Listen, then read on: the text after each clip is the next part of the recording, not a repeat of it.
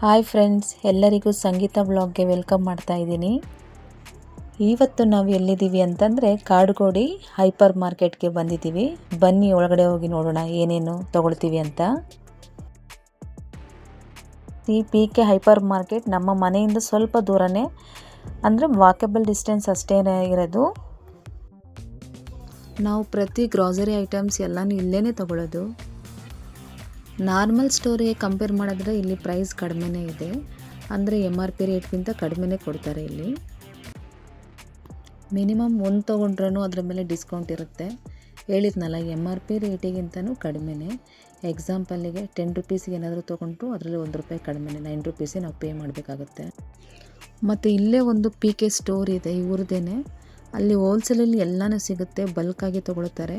ಮತ್ತು ದೊಡ್ಡ ದೊಡ್ಡ ಶಾಪ್ ಇಟ್ಟಿರೋರು ಮತ್ತು ಚಿಕ್ಕ ಶಾಪ್ ಇಟ್ಟಿರೋರು ಸಹ ಬಲ್ಕಾಗಿ ತೊಗೊಂಡು ಅದು ಈಗಿನ MRP ರೇಟಿಗೆ ಮಾರ್ಕೊಳ್ತಾರೆ, ಅಂದರೆ ಅಂಗಡಿಗಳಿಗೂ ತೊಗೊಂಡು ಹೋಗ್ತಾರೆ. ನಮಗೆ ಗೊತ್ತಿರೋ ಹಾಗೆ ಕಾಡುಗೋಡಿ ಸರೌಂಡಿಂಗಲ್ಲಿ ಇಲ್ಲೇ ಸ್ವಲ್ಪ ಕಡಿಮೆ, ಮತ್ತು ಬೇರೆ ಕಡೆ ಎಲ್ಲ ತುಂಬಾ ಜಾಸ್ತಿ ಇದೆ. ಚಿಕ್ಕ ಚಿಕ್ಕ ಶಾಪ್ಗಳಲ್ಲಿ ಏನೇ ತೊಗೊಂಡ್ರೂ ಜಾಸ್ತಿನೇ ಬರುತ್ತೆ. ಹಾಗಾಗಿ ಎಲ್ಲನೂ ಒಂದೇ ಸತಿ ಬಂದು ಇಲ್ಲೇ ಬಲ್ಕಾಗಿ ತೊಗೊಂಡು ಹೋಗ್ತೀವಿ. ಅಂದರೆ ಮನೆಗೆ ಬೇಕಾಗಿದ್ದ ಐಟಮ್ಸ್, ಈಗ ಎಷ್ಟು 1 kg ಬೇಳೆ ತೊಗೊಳ್ತೀವಿ, ಆ ರೀತಿ ನಮ್ಮ ಮನೆಗಳಿಗೆ ಎಷ್ಟು ಬೇಕೋ ಅಷ್ಟು ಮಾತ್ರ ನಾವು ಪರ್ಚೇಸ್ ಮಾಡ್ಕೊಳ್ತೀವಿ. ಹಾಗೆ ಈಗ ಅಂತೇಳಿ ತಿಂಗಳಿಗೆ ಒಂದು 2-3 ಸರಿ ಬಂದುಬಿಡ್ತೀವಿ. ನೋಡಿ ನನ್ನ ಮಗ ಎಷ್ಟು ಆಟ ಮಾಡ್ತಾನೆ, ಏನು ನೋಡಿದ್ರೂ ಬೇಕು ಅವನಿಗೆ. ಎಷ್ಟು ಕ್ರಯಾನ್ಸ್ ಇದ್ರೂ ಮತ್ತೆ ಮತ್ತೆ ತೊಗೊಳ್ತಾನೇ ಇರ್ತಾನೆ. ಇದಕ್ಕೋಸ್ಕರನೇ ಅವನು ನಮ್ಮ ಜೊತೆಗೆ ಬಂದಿದ್ದಾನೆ. ಮತ್ತು ನನ್ನ ಬಗ್ಗೆ ಹೇಳಬೇಕು ಅಂತಂದರೆ, ನಾವು ನಮ್ಮ ಮನೇಲಿರೋದು ನಾನು, ನಮ್ಮ ಹಸ್ಬೆಂಡು, ನನ್ನ ಮಗ 3 ಜನನೇ. ನಮ್ಮದು ಬಂದು ಶ್ರವಣಬೆಳಗೊಳ, ನಿಮಗೆ ಗೊತ್ತಿದೆ ಅಂತ ಅನಿಸುತ್ತೆ, ಹಾಸನ ಡಿಸ್ಟಿಕ್ ಶ್ರವಣಬೆಳಗೊಳ ಶ್ರೀಕಂಠ ನಗರದಲ್ಲಿ. ನಾನು ಹುಟ್ಟಿ ಬೆಳೆದಿದ್ದೆಲ್ಲ ಶ್ರವಣಬೆಳಗೊಳನೇ. ಮತ್ತು ಚಿಕ್ಕಮಂಗ್ಳೂರು ಬಂದು ನನ್ನ ತಾಯಿ ಮನೆ ಅಂದರೆ ನಮ್ಮ ಅಮ್ಮನಿಗೆ ತಾಯಿ ಮನೆ. ಮತ್ತು ನನ್ನ 1 to 10th ಕತೆ ಕೇಳಿದ್ರೆ ನಿಮಗೆ ತಲೆನೇ ಸುತ್ತು ಬಂದುಬಿಡುತ್ತೆ. ಒಂದು ಸ್ಕೂಲಲ್ಲಿ ಓದಿಲ್ಲ, ಶ್ರವಣಬೆಳಗೊಳ, ಮತ್ತು ಚಿಕ್ಕಮಂಗ್ಳೂರು, ಮತ್ತು 6th 7th ಬೆಂಗಳೂರು, ಮತ್ತು ಚಿಕ್ಕಮಂಗ್ಳೂರು, ಮತ್ತು ಶ್ರವಣಬೆಳಗೊಳ ಅಂತೇಳಿ ಒಂದು 10th ಓದೋಷ್ಟೊಳಗೆ 4 ಸ್ಕೂಲ್ ಚೇಂಜ್ ಮಾಡಿಬಿಟ್ಟಿದ್ದೀನಿ. ಆಮೇಲೆ PUC ಬಂದು ಚನ್ನರಾಯಪಟ್ಟಣ, ಗೊತ್ತಿದೆ ಅಂತ ಅನಿಸುತ್ತೆ ನಿಮಗೆ, ಚನ್ನರಾಯಪಟ್ಟಣ ನವೋದಯ ಕಾಲೇಜು. ಮತ್ತು ಡಿಗ್ರಿ ಅಷ್ಟೇ ಚನ್ನರಾಯಪಟ್ಟಣ ಆದಿಚುಂಚನಗಿರಿ, B.Ed ಅಷ್ಟೇ ಅಲ್ಲೇ ಮಾಡಿದೆ. ಆಮೇಲೆ ಮಾಸ್ಟರ್ಸ್ ಬಂದು ಹೇಮಗಂಗೋತ್ರಿ ಹಾಸನಲ್ಲಿ ಮುಗಿಸ್ಕೊಂಡು ಆಮೇಲೆ ಶ್ರವಣಬೆಳಗೊಳದಿಂದ ಮತ್ತು ಅಮ್ಮವರೆಲ್ಲ ಮಂಗಳೂರಲ್ಲಿ, ಅಣ್ಣ ಅಲ್ಲೇ ಕೆಲಸ ಮಾಡ್ತಾಯಿದ್ದಾನೆ ಅಂಥೇಳಿ ಅಲ್ಲಿ ಸೆಟ್ಲಾದರು. ಸೊ ನಾವು ಅಲ್ಲಿ ಬಂದ್ವಿ. ಅಲ್ಲಿಂದ ಸಕಲೇಶ್ಪುರಕ್ಕೆ ಮದುವೆ ಮಾಡಿಕೊಟ್ರು. ನಮ್ಮ ಹಸ್ಬೆಂಡವರು ಬಂದು ಸಕಲೇಶ್ಪುರ. ಈಗ ಬೆಂಗಳೂರು ಕಾಡುಗೋಡಿಲಿ ಇದ್ದೀವಿ. ನಾನು ಸ್ಕೂಲ್ ಟೀಚರ್, ಸ್ಕೂಲಲ್ಲಿ ವರ್ಕ್ ಮಾಡ್ತಾಯಿದ್ದೀನಿ. ನಾನು ಕನ್ನಡ ಟೀಚರ್.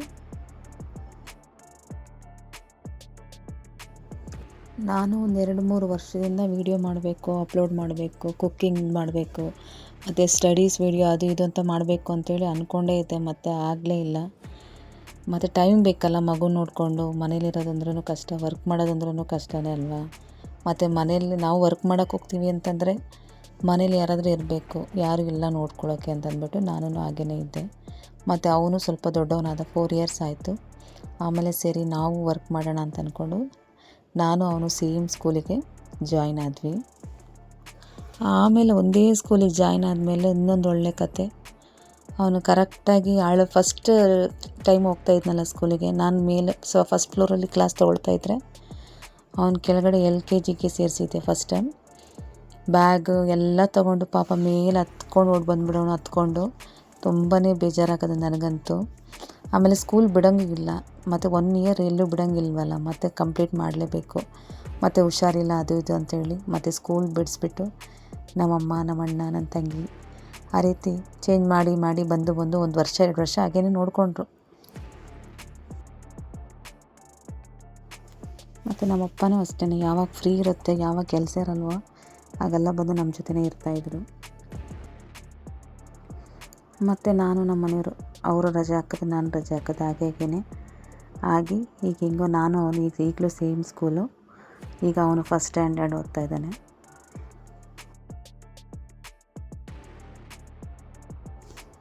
ಸ್ಕೂಲ್ ಬಂದು ಮನೆ ಹತ್ರದಿಂದ ಒಂದು 5 ಕಿಲೋಮೀಟ್ರ್ ದೂರ ಇದೆ. ಡೈಲಿ ರ್ಯಾಪಿಡೋ ಬುಕ್ ಮಾಡ್ಕೊಂಡು ಹೋಗೋದು, ರ್ಯಾಪಿಡಲ್ಲೇ ಬರೋದು. ಹಾಗೆ ಇಬ್ಬರು ಜೊತೆಲೇ ಹೋಗಿ ಜೊತೆಲೇ ಬರ್ತೀವಿ.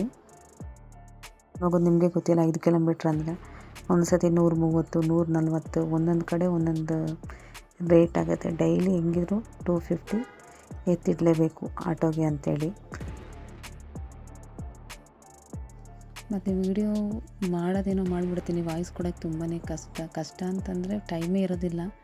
ಬೆಳಗ್ಗೆ ಅಷ್ಟೊತ್ತಿಗೆ ಹೋಗೋದು, ಮತ್ತು ಈವ್ನಿಂಗ್ ಬರೋದು, ಮತ್ತು ಸ್ಕೂಲ್ ಕೆಲಸ ಇದ್ದೇ ಇರುತ್ತೆ, ನಿಮಗೆ ಗೊತ್ತಿದೆ ಅಲ್ಲ. ಮತ್ತು ವೀಡಿಯೋ ಎಡಿಟ್ ಮಾಡಿ ಮತ್ತೆ ನೈಟೆಲ್ಲ ಕುತ್ಕೊಂಡು ವಾಯ್ಸ್ ಕೊಡೋಕ್ಕಾಗಲ್ಲ. ಎಷ್ಟೋ ಒಂದು ಎರಡು ವೀಡಿಯೋನೂ ವಾಯ್ಸ್ ಇಲ್ಲ, ಹಾಗೆಯೇ ಮ್ಯೂಸಿಕ್ಕಾಗಿ ಅಪ್ಲೋಡ್ ಮಾಡಿದ್ದೀನಿ. ಮತ್ತು ನನ್ನ ಚಾನಲ್ಗೆ ಅಷ್ಟಾಗಿ ಸಬ್ಸ್ಕ್ರೈಬ್ ಇನ್ನೂ ಯಾರೂ ಆಗಿಲ್ಲ. ಈಗ ಟೋಟಲಿ 18 ಅಷ್ಟೇ ಇದ್ದಾರೆ. ನೋಡೋಣ, ಇದು ನನ್ನ ಚಾನಲ್ ಹಾಕಿ 1 ಮಂತ್ ಆಯಿತು. ಅದು ಸ್ವಲ್ಪ ಜನ ಆಗಿದ್ರೆ ತುಂಬ ಥ್ಯಾಂಕ್ಸ್ ಅಂತ ಹೇಳ್ಕೊಳ್ತೀನಿ ನಿಮ್ಮೆಲ್ರಿಗೂ. ಮತ್ತು ಕಮೆಂಟ್ ಮಾಡಿ ವೀಡಿಯೋಗಳನ್ನು ನೋಡಿದ್ರೆ ಮತ್ತು ನಮಗೂ ಸ್ವಲ್ಪ ಮೋಟಿವೇಶನ್ ಸಿಗುತ್ತೆ ಅಲ್ವಾ. ಸೊ ಹಾಗಾಗಿ ಮತ್ತು ನೀವು ಮಾಡೋ ಒಳ್ಳೆ ಕಮೆಂಟಿಂದ ನಮಗೂ ಒಂದು ಎಂಕರೇಜ್ ಸಿಗುತ್ತೆ, ನಾವು ಇನ್ನೂ ಹೊಸ ಹೊಸ ರೆಸಿಪಿಗಳು ಹಾಕಬೇಕು ಅಂತ ಅನಿಸುತ್ತೆ.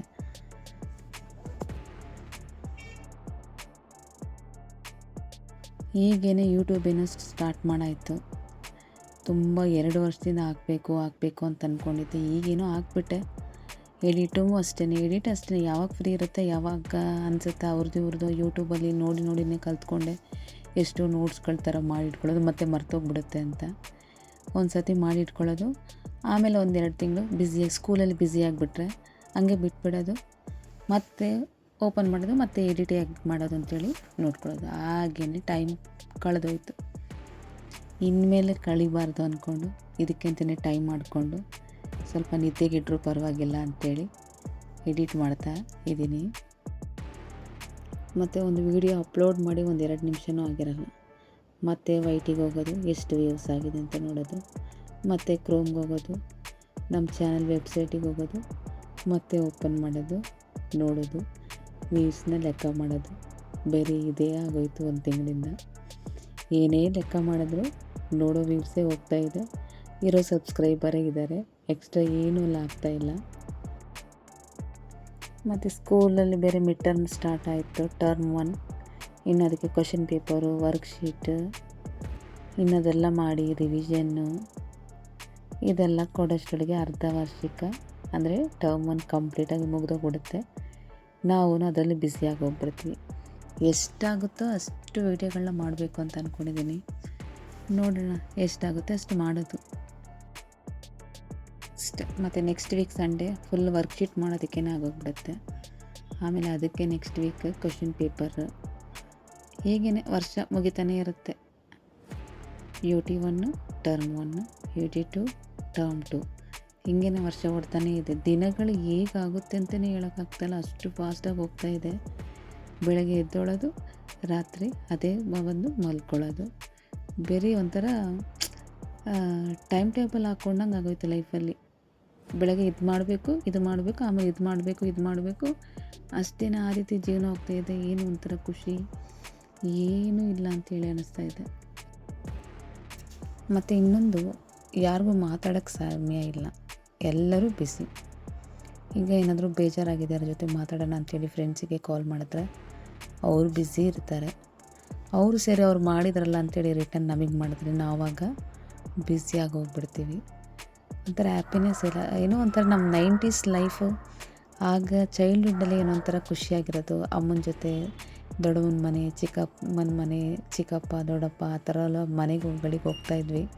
ಅವ್ರ ಜೊತೆ ಇವ್ರ ಜೊತೆ ಆಟಾಡ್ತಾಯಿದ್ವಿ. ಈಗ ಮಕ್ಕಳು ಆಟಾಡೋದೇ ಕಮ್ಮಿ, ಔಟ್ಡೋರ್ ಗೇಮೇ ಇಲ್ಲ. ಈಗ ಫೋನ್ ಒಂದು ಇಟ್ಕೊಂಡು ಕೂತ್ಕೊಂಡ್ರೆ ಮುಗಿದೋಯ್ತು. ಮತ್ತು ಮಕ್ಕಳಿಗೂ ಅಷ್ಟೇ ಹೋಮ್ವರ್ಕ್ ಅದು ಇದು ಅಂತ ಏನೋ ಒಂದು ಇರುತ್ತೆ, ಅವ್ರಿಗೂ ಫ್ರೀ ಅಂತ ಇರಲ್ಲ. ಮತ್ತು ಎಲ್ಲ ಅಲ್ಲಿ ದೂರ ಇರೋದತ್ತು. ನಾವು ಇರಬೇಕಾದ್ರೆ ಬೆಳಿಬೇಕಾದ್ರೆ ದೊಡ್ಡಮ್ಮ, ಚಿಕ್ಕಪ್ಪ, ಆಂಟಿ, ಅಂಕಲ್ ಅಂಥೇಳಿ ಅಕ್ಕಪಕ್ಕ ಎಲ್ಲ ನಮ್ಮ ರಿಲೇಷನ್ನು, ನಮ್ಮವರು ಅಂತಲೇ ಇದ್ದರು. ಈಗ ಯಾರೂ ಇಲ್ಲ, ಎಲ್ಲ ಸಿಂಗಲ್ ಆಗಿರೋದು. ಯಾರ ಮನೆಗೂ ಯಾರೂ ಹೋಗಲ್ಲ. ಅವರಾಯಿತು, ಅವ್ರ ಕೆಲಸ ಆಯಿತು, ಅದರಲ್ಲೇ ದಿನಾನೇ ಹೋಗ್ಬಿಡುತ್ತೆ. ಆದರೂ ಹೇಳ್ಬೇಕಂದ್ರೆ ನಾವೆಲ್ಲ ಲಕ್ಕಿ ಅಂತಲೇ ಹೇಳ್ಬೋದು 90s ಅವರು. ಒಂಥರ ಏನಿದ್ರೂ ಇಲ್ಲಾಂದರೂ ಹ್ಯಾಪಿನೆಸ್ ತುಂಬಾ ಇತ್ತು, ಖುಷಿಯಾಗಿರ್ತಾಯಿದ್ವಿ. ಬಟ್ ಈಗ ಏನಿದ್ರು ಆ ಖುಷಿ ಬರೋದು ಕಷ್ಟನೇ ಆಗೋಗ್ಬಿಟ್ಟಿದೆ, ಆ ಥರ ಆಗೋಗ್ಬಿಟ್ಟಿದೆ. ಯಾರಾದರೂ ನನ್ನ ವಿಡಿಯೋ ಹೊಸ್ದಾಗಿ ನೋಡಿದ್ರೆ ಲೈಕ್ ಮಾಡಿ, ಶೇರ್ ಮಾಡಿ, ಸಬ್ಸ್ಕ್ರೈಬ್ ಮಾಡಿ. ಮತ್ತು ನಮ್ಮೂರಿನ ಅಕ್ಕಪಕ್ಕ ಯಾರಿದ್ದರೂ ಹಾಯ್ ಅಂತೇಳಿ ಕಮೆಂಟ್ ಮಾಡಿ. ನಿಮ್ಮ ಊರು ಯಾವುದಂತೇಳಿ, ಹೊಸ್ದಾಗಿ ನನ್ನ ವಿಡಿಯೋ ನೋಡ್ತಾಯಿದ್ರೆ ನಿಮ್ಮೂರು ಯಾವುದು ಅಂತೇಳಿ ನನಗೆ ಕಮೆಂಟಲ್ಲಿ ತಿಳಿಸಿ. ಏನೋ ಒಂಥರ ಈಗ ಖುಷಿಯಾಗುತ್ತೆ, ಈಗ ವಿಡಿಯೋ ಮುಖಾಂತರ ಆದರೂ ಯಾರೋ ಜೊತೆ ಮಾತಾಡ್ತಾ ಇದ್ದೀನಲ್ಲ ಅಂತ.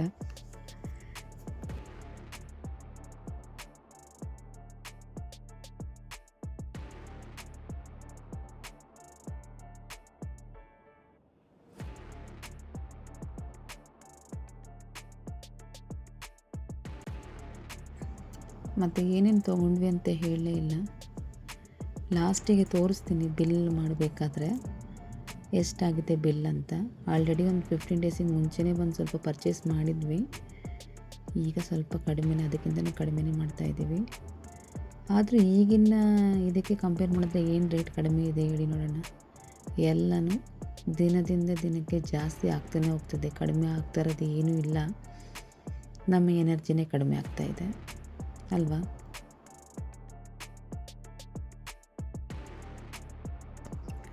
ನೋಡಿ, ಇಷ್ಟೊತ್ತು ನೋಡಿದ್ವಿ, ಪ್ಯಾಕೆಟ್ ಇತ್ತು 1/2 kg, 1 kg, 1/2 kg ಇದೆ. ಇಲ್ಲ ನಮಗೆ ಅದು ಬೇಡ ಅಂದರೆ ಇಲ್ಲಿ ಬಾಕ್ಸಲ್ಲಿ ಇಟ್ಟಿದ್ದಾರೆ ನೋಡಿ, ಲೂಸ್ ಆಗುತ್ತಾ ನಾವು ಪರ್ಚೇಸ್ ಮಾಡ್ಕೊಬೋದು. ಆ ಪ್ಯಾಕೆಟಿಗೆ ಕಂಪೇರ್ ಮಾಡಿದ್ರೆ ಇದು ಲೂಸ್ ಬಂದು ಸ್ವಲ್ಪ ಕಡಿಮೆ ಬೀಳುತ್ತೆ ಅದಕ್ಕೆ.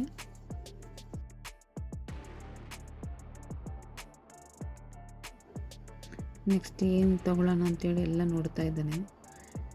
ಅವನಿಗೆ ಬೇಕಾಗಿದ್ದೆಲ್ಲನೇ ತೊಗೊಬಿಡ್ತಾನೆ.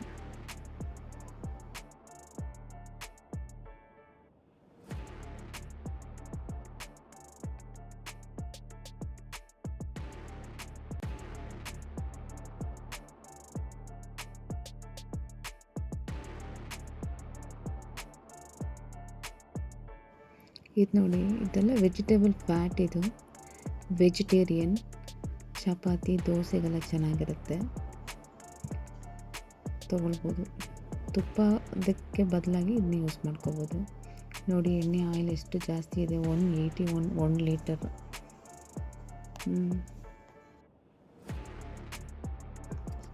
ನಾವು ಒಂದು 2 ಇಯರ್ಸಿಂದ ಇಲ್ಲೇ ತೊಗೊಳ್ಳೋದು. ನಾವು ಬಂದು 4 ಇಯರ್ಸ್ ಆಯಿತು ಕಾಡುಗೋಡಿಗೆ ಬಂದು. ನಮಗೆ ಗೊತ್ತಿರೋಂಗೆ ಇದೇ ಕಡಿಮೆ ಬೆಲೆಯಲ್ಲಿ ಸಿಗುವಂಥ ಹೈಪರ್ ಮಾರ್ಕೆಟ್. ನಿಮಗೇನಾದರೂ ಗೊತ್ತಿದ್ದರೆ, ಇಲ್ಲ ಕಾಡುಗೋಡಿಲಿ ಇನ್ನೂ ಬೇರೆ ಬೇರೆ ಇದೆ ಅಂತೇಳಿ ಗೊತ್ತಿದ್ದರೆ ನನಗೆ ಕಮೆಂಟ್ ಮಾಡಿ, ಮತ್ತು ಅದಕ್ಕೂ ಸಹ ನಾವು ಹೋಗಿ ನೋಡ್ಕೊಂಬರ್ತೀವಿ. ಮತ್ತು ಲಾಸ್ಟ್ ವೀಕ್ ಥರ್ಸ್ಡೇ ನಾನು ಹೇಳಿದೆ ಸಂತೆ ನಡೆಯುತ್ತೆ ಕಾಡುಗೋಡಿಲಿ ಅಂತ. ಮೋಸ್ಟ್ಲಿ ಆಗಬೇಕು ಅಂತಲೇ 99% ನಾವು ಟ್ರೈ ಮಾಡಿದ್ವಿ. ಸೊ ಅವತ್ತು ತುಂಬಾ ಮಳೆ ಅಂದರೆ ಮಳೆ, ಎಲ್ಲೂ ಹೊರಗಡೆ ಹೋಗೋಕ್ಕೆ ಆಗಲಿಲ್ಲ. ಹಾಗಾಗಿ ಸಂತೆನೇ ಕ್ಯಾನ್ಸಲ್. ಅಂದರೆ ಸಂತೆ ಇತ್ತು, ನಾವು ಹೋಗಲಿಲ್ಲ ಸಂತೆಗೆ. ನೆಕ್ಸ್ಟ್ ವೀಕ್ ಇದಕ್ಕೆ ಒಳ್ಳೆ ರೆಸ್ಪಾನ್ಸ್ ಏನಾದರೂ ಬಂದರೆ ನೆಕ್ಸ್ಟ್ ವೀಕ್ ಕಾಡುಗೋಡಿ ಸಂತೆನ ನಾನು ಹಾಕ್ತೀನಿ. ಮತ್ತು ಕೆಲವೊಬ್ಬರಿಗೆ ಆಶ್ಚರ್ಯ ಆಗ್ಬೋದಲ್ಲ, ಬೆಂಗಳೂರಲ್ಲಿ ಸಂತೆನಾ? ಹೌದು, ಬೆಂಗಳೂರಲ್ಲೂ ಸಂತೆ ಇದೆ. ನಾವಿರೋ ಪ್ಲೇಸಲ್ಲೇ ವಾರದಲ್ಲಿ ಒಂದಿನ ಗುರುವಾರ ಸಂತೆ ನಡೆಯುತ್ತೆ. ಮತ್ತು ನಮ್ಮ ಊರು ಶ್ರವಣಬೆಳಗೊಳ ಅಂತ ಹೇಳಿದ್ನಲ್ಲ, ನಮ್ಮೂರಲ್ಲಿ ಮಂಗಳವಾರ ಸಂತೆ. ಮತ್ತು ನಿಮ್ಮ ಊರಲ್ಲಿ ಯಾವ ವಾರ ಸಂತೆ ಅಂತೇಳಿ ನನಗೆ ಕಮೆಂಟಲ್ಲಿ ಹೇಳಿ. ಆಗೆಲ್ಲ ಸಂತೆಗೆ ಹೋಗೋದೇ ಒಂದು ಖುಷಿ. ಈಗೆಲ್ಲ ಮಕ್ಕಳು ಶಾಪಿಂಗ್ ಡೈಲಿ ಹೋಗ್ತಾ ಇರ್ತಾರೆ, ಬರ್ತಾ ಇರ್ತಾರೆ. ಆಗ ನಮಗೆ ಅಮ್ಮನ ಜೊತೆ ಸಂತೆಗೆ ಹೋಗೋದೇ ಒಂದು ಖುಷಿ. ಏನಾದರೂ ಕೊಡಿಸೋರು ತಿನ್ನೋದಕ್ಕೆ. ಕಡಲೆಪುರಿ ತಿನ್ನೋದು ಒಂದು ಖುಷಿನೇ ಅಲ್ವಾ ಸಂತೆಲಿ. ಸಂತೆಗೆ ಹೋದರೆ ಯಾರು ಕಡಲೆಪುರಿ ಮಿಸ್ ಮಾಡ್ತಾ ಇರಲಿಲ್ಲ, ಎಲ್ಲರೂ ತೊಗೊಂಬರ್ತಾನೆ ಇದ್ದರು. ನಾವು ಅಷ್ಟೇ ತುಂಬ ಸತಿ ತೊಗೊಬಂತಿದ್ದೀವಿ. ಸಂತೆ ಅಂದರೆ ಕಡಲೆಪುರಿ ಇರಬೇಕು. ಏನೋ ಒಂಥರ ಸಂತೆ ಅಂತಂದರೆ ಒಂಥರ ಜಾತ್ರೆ ಥರ. ನೀವು ಹೋದ್ರೆ ಸಂತೆಗೆ ಅಕ್ಕಪಕ್ಕವನ್ನೆಲ್ಲ ಮಾತಾಡಿಸ್ಕೊಂಡು, ಇಲ್ಲ ನಾವು ಈಗ ಹೋಗ್ತಾಯಿದ್ದೀವಿ, ಈ ಥರ ಆಯಿತು, ಇಲ್ಲ ನಾನು ಬೆಳಗ್ಗೆನೇ ಹೋಗಿ ಬಂದೆ ಅಂತೇಳಿ ಕೆಲವೊಬ್ಬರು ಹೇಳೋದು ಅಲ್ವಾ. ಏನೋ ಒಂಥರ ರೋಡ್ ಫುಲ್ಲ ನಮ್ಮ ರಿಲೇಷನ್ ಥರನೇ, ಎಲ್ಲ ನೆಂಟ್ರೇನೆ. ಅಕ್ಕಪಕ್ಕದ ಮನೆಯವರು ರಿಲೇಷನ್ನೇ, ಆ ಥರ ನಮ್ಮದು ಆಗಿನ ಕಾಲದಲ್ಲಿತ್ತು ಅಲ್ವಾ. ಈಗೆಲ್ಲನೂ ಮಿಸ್ ಮಾಡ್ಕೊಳ್ತಾರೆ ನಮ್ಮ ಮಕ್ಕಳು. ಈಗ ಅಕ್ಕಪಕ್ಕದ ಮನೆಯವರೇ ಮಾತಾಡ್ಸಲ್ಲ, ಅವ್ರು ಯಾರು ಇವ್ರಿಗೆ ಗೊತ್ತಿಲ್ಲ, ಇವ್ರು ಯಾರು ಅಂತೇಳಿ ಅವ್ರಿಗೆ ಗೊತ್ತಿಲ್ಲ. ಆದರೂ ನಮ್ಮ ಊರುಗಳಿಗೆ ಹೋದರೆ ಇನ್ನೂ ಅದೇ ಥರನೇ ಇದ್ದಾರೆ. ಯಾವಾಗ ಬಂದೆ, ಏನು ಮಾಡ್ತಾಯಿದ್ದೀಯಾ, ಚೆನ್ನಾಗಿದೆಯಾ, ಏನೋ ಒಂಥರ ಖುಷಿ. ನಮ್ಮ ಊರುಗಳಿಗೆ ಬಂದ್ರೇ ಏನೋ ಒಂಥರ ಖುಷಿನೇ ನೋಡಿ. ಫೈನಲ್ಲಾಗಿ ಬಿಲ್ ಕೌಂಟ್ರಿಗೆ ಬಂದ್ವಿ. ನಮ್ಮ ಮನೆಯವ್ರು ಬಿಲ್ ಹಾಕ್ಸ್ತಾ ಇದ್ದಾರೆ. ಕಡಿಮೆ ಸಾಮಾನು ಅಲ್ವಾ, ಬೆಲೆ ಗಗನ, ಏನು ಮಾಡೋಕ್ಕಾಗಲ್ಲ, ತೊಗೊಳ್ಳೇಬೇಕು. ನೋಡಿ 3211 ರೂಪಾಯಿ ಆಗೋಯ್ತು ಅಷ್ಟಕ್ಕೆ. ನೋಡಿ ಎಷ್ಟು ಹನುಮನ್ ಬಾಲ ಥರ ಇದೆ ಬಿಲ್ ಬಂದಿದೆ ಅಷ್ಟು ಉದ್ದಕ್ಕೆ. ಮಾರ್ಕೆಟು ನಾನು ಹೇಳಿದ್ನಲ್ಲ ಥರ್ಸ್ಡೇ ನಾವು ಸಂತೆಗೆ ಹೋಗಿಲ್ಲ ಅಂತ, ಹಾಗಾಗಿ ಇಲ್ಲೇ ಕೊತ್ತಂಬರಿ ಸೊಪ್ಪು, ಮೆಣಸಿನ್ಕಾಯಿ ಎಲ್ಲ ತೊಗೊಂಡ್ವಿ, ಮತ್ತು ಫ್ರೂಟ್ಸ್ ತೊಗೊಂಡ್ವಿ ಅಷ್ಟೇ. ಸಂಡೇ ಅಂದರೆ ನಾನ್ ವೆಜ್ ಮಾಡಲೇಬೇಕು, ಸೊ ಇದೆಲ್ಲ ಬೇಕೇ ಬೇಕು. 30 ರೂಪಾಯಿ ಅದಕ್ಕೆ.